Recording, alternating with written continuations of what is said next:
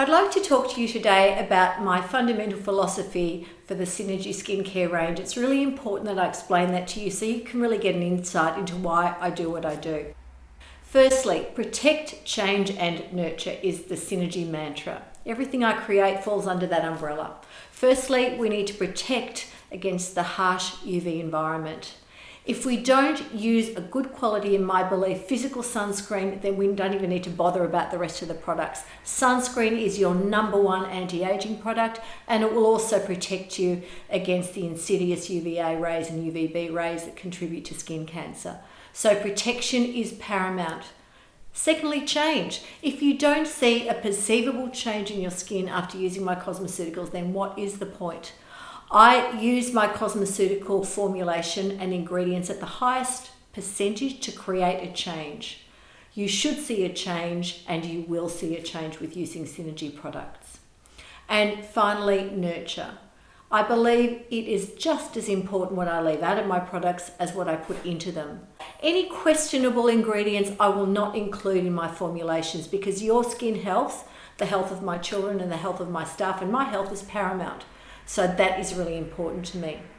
So protect, change and nurture is fundamental to my philosophy. Another really important element is my clean science philosophy, and that's where I take the very best of nature and the very best of science and I harness them together in synergy, if you like. Now, natural is not always best. For example, arsenic is completely natural and you wouldn't rub that all over your skin.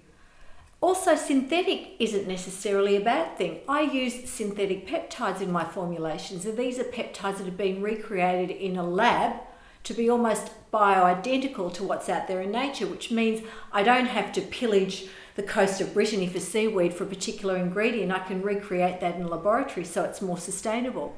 So obviously creating the best of a laboratory ingredient and the best of a natural ingredient and bringing those ingredients together is so much better than looking at each in isolation. And that's what I believe clean science is all about.